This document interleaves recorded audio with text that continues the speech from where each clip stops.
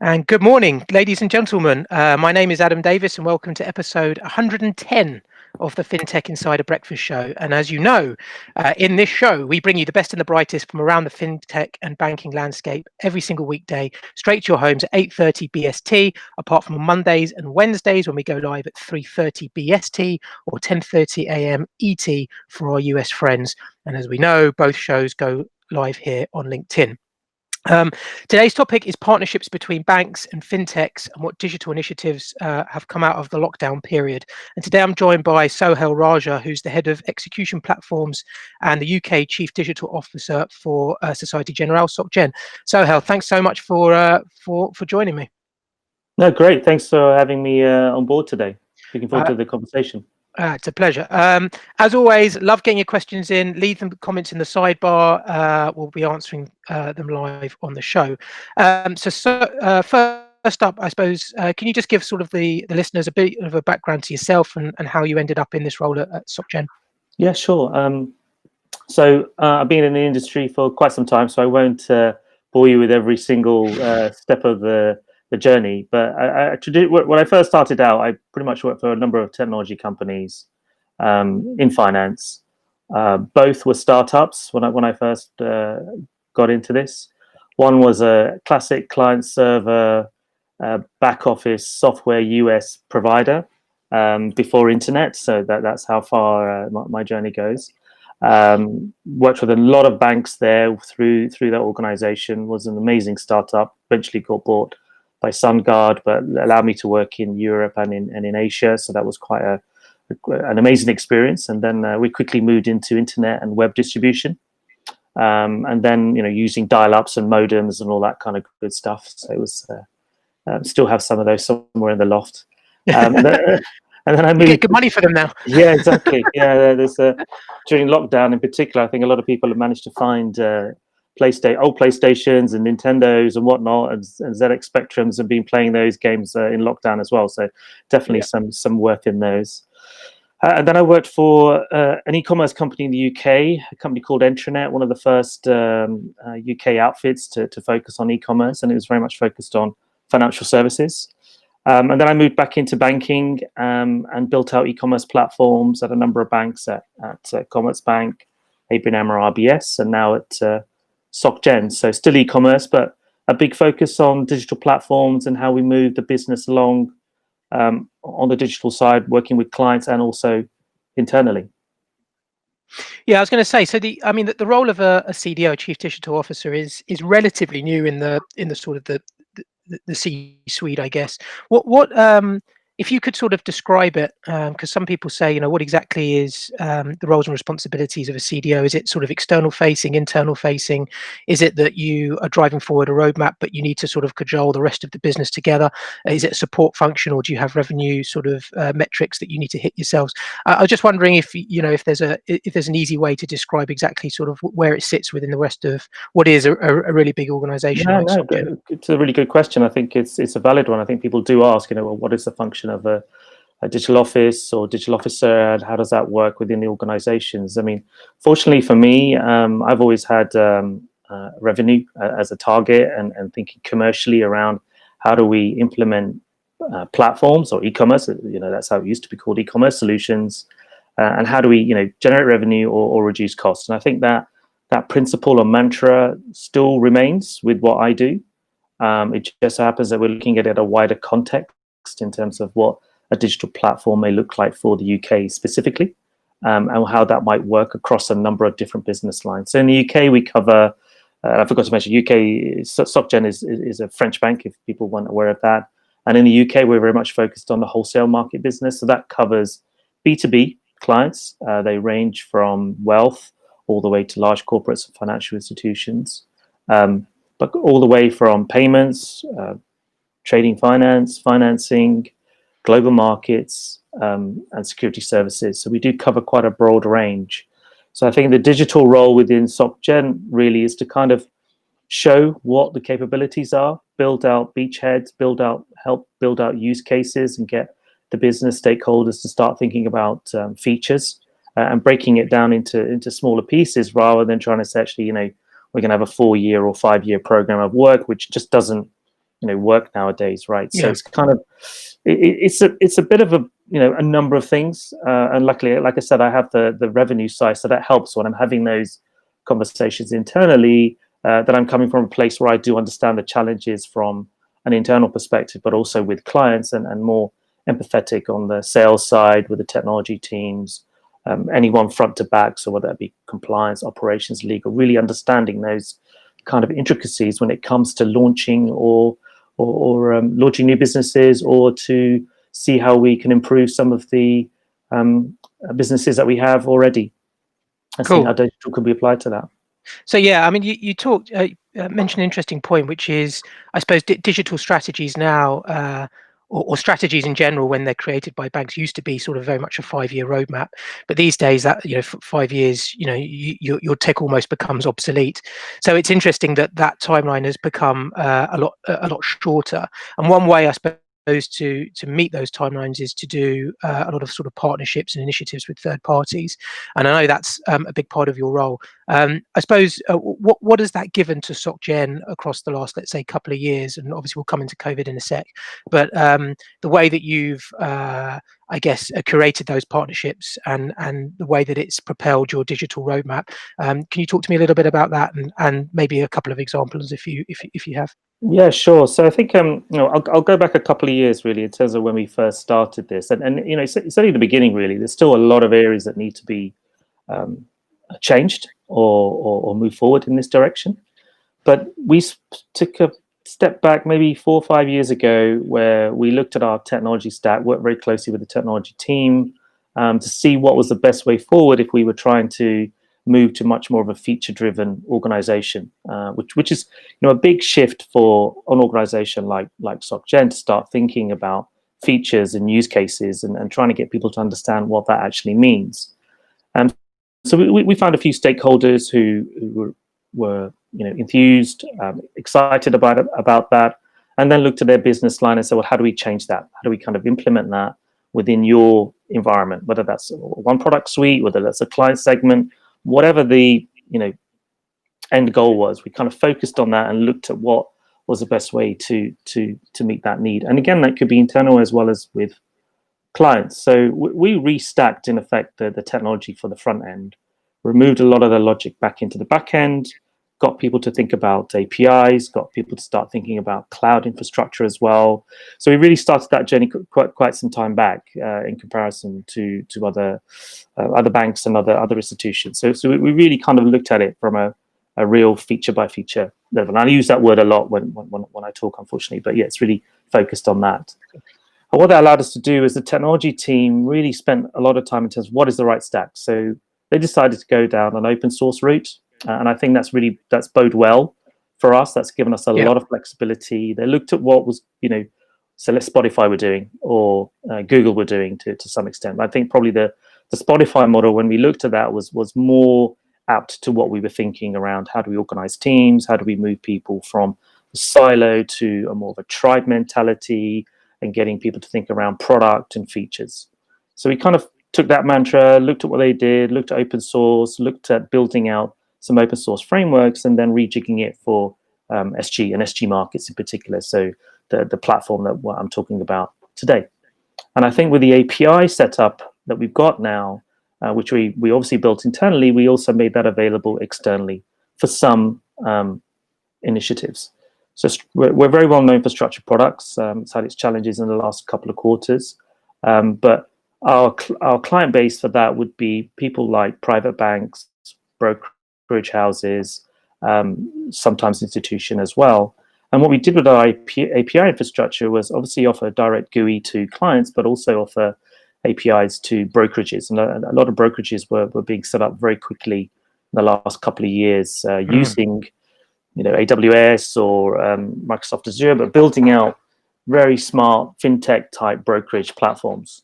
And the way we partnered with them was to take our API stack, make that available to them in order to build in within their platform, so they could offer our products and distribute our products via their platform.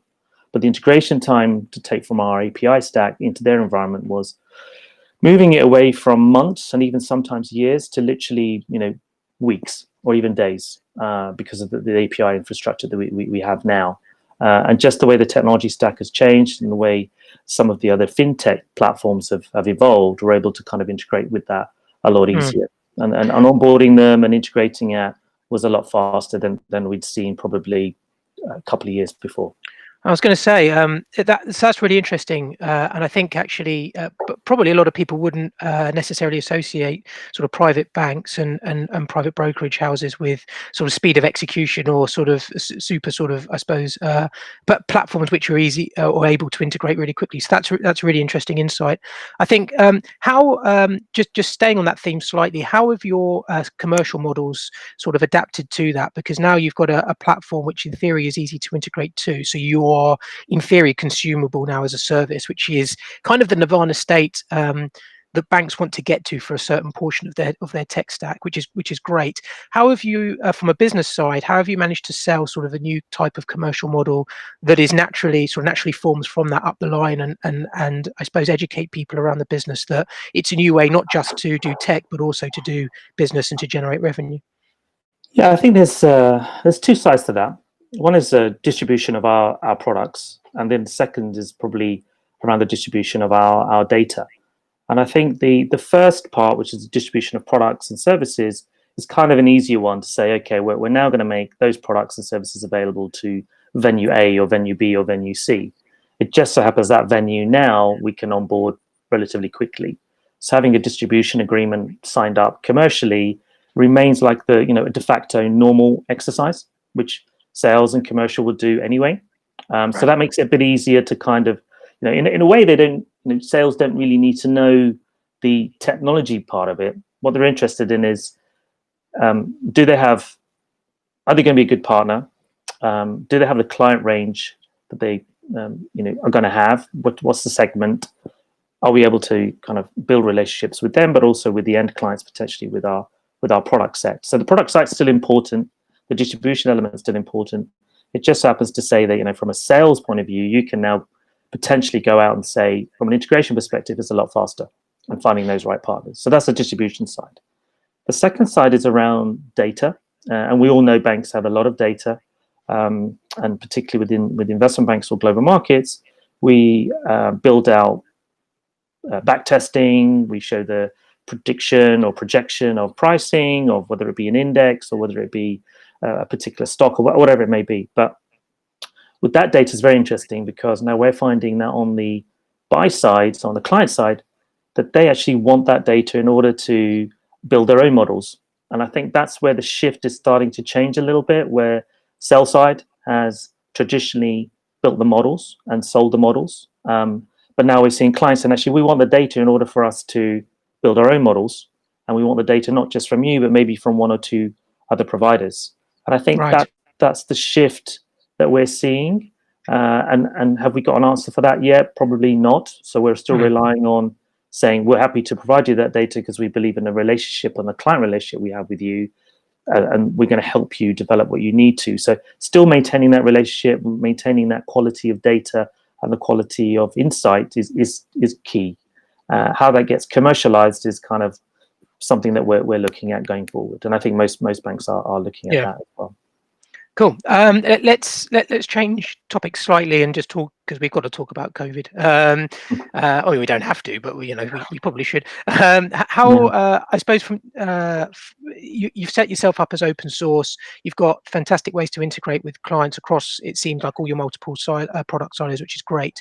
And then when COVID, I guess, struck, what happened to your first of all, sort of, I guess, day-to-day operations, and obviously the shift to digital, and where did you find the biggest pain points? But then I'm also really interested in, like, if you've got a 2-year, forgetting the 5-year strategy, if you're now looking, let's say, 2 years ahead, how much of that has actually been executed on because of COVID, and how much of it has been sort of pushed back because of COVID?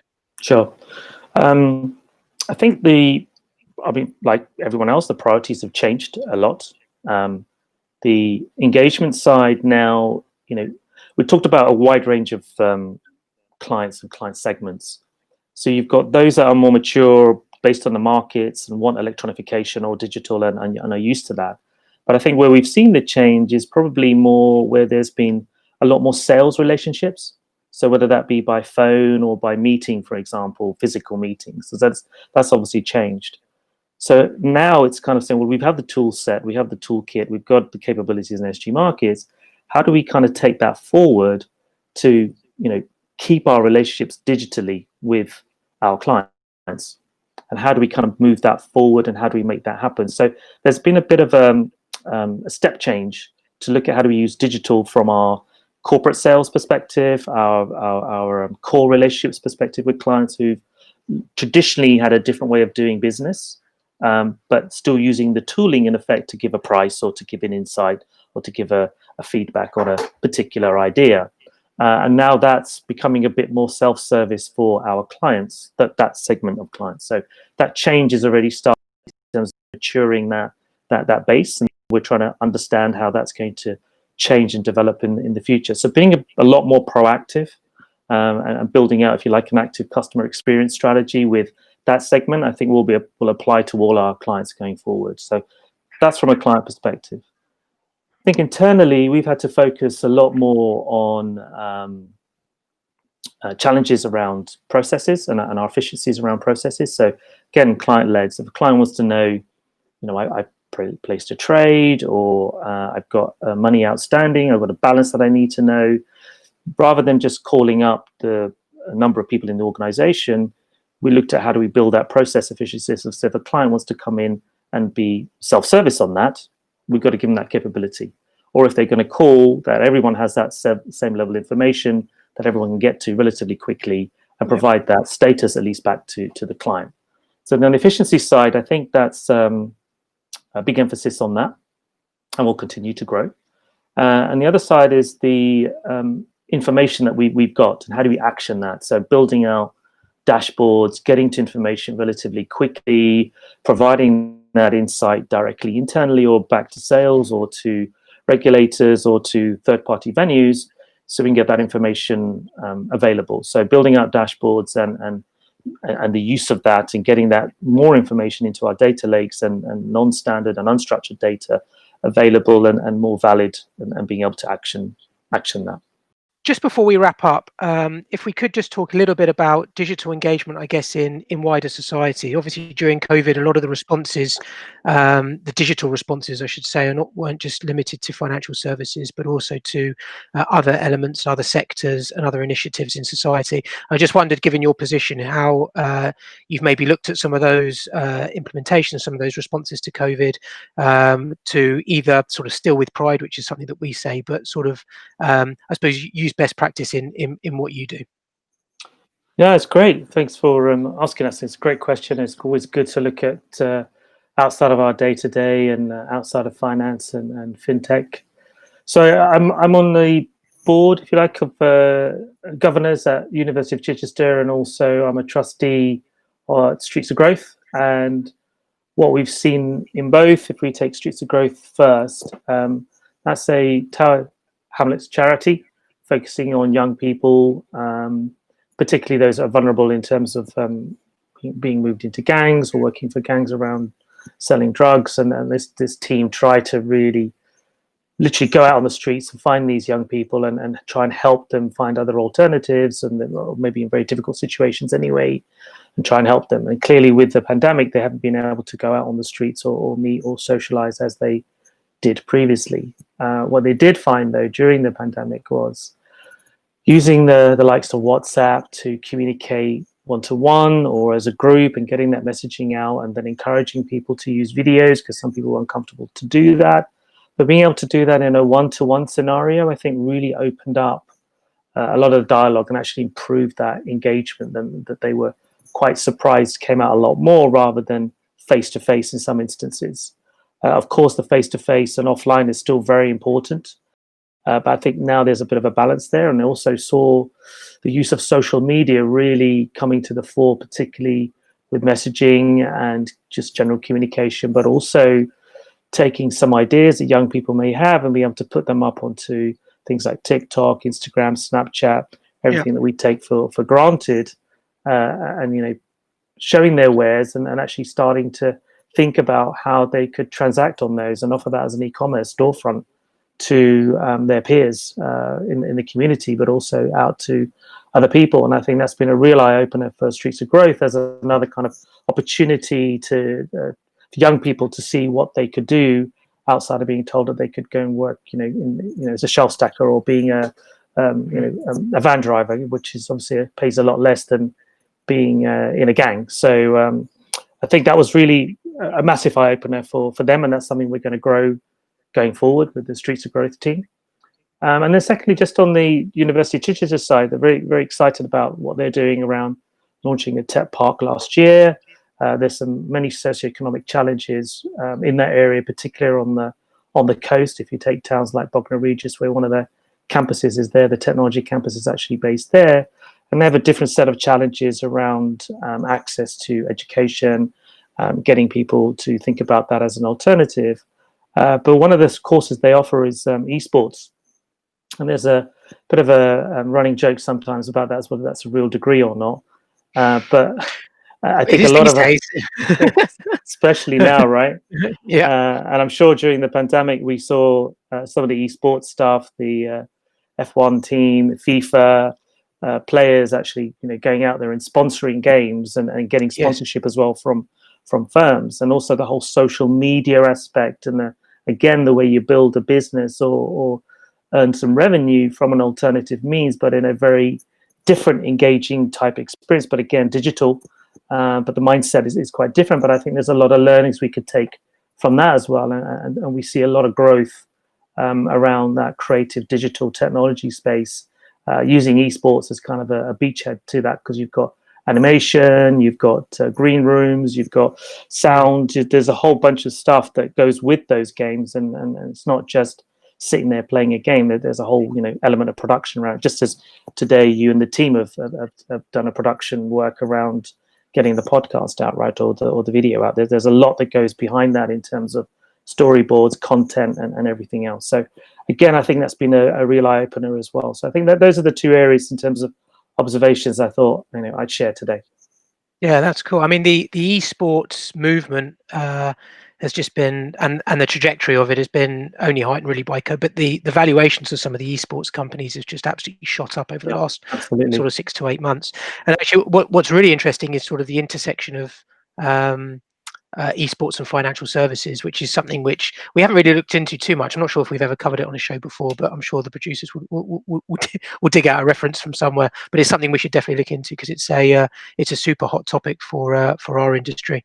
Okay, everyone, thanks so much, Sohail, for those insights. That was really, really great. And for everybody else, we are coming to the top of the hour. Just a quick one from yourself, Sohail. Where can people find out more about you personally? Obviously, SocGen, but you in particular. Yeah, I mean, first of all, thanks for inviting me to the show and allowing me to kind of, give some thoughts around finance and outside of finance. But if anybody wants to get hold of me, particularly any fintechs or tech startups, or anyone wanting to have conversations around wholesale markets or whatever, get hold of me on LinkedIn. That's probably the best place to get hold of me.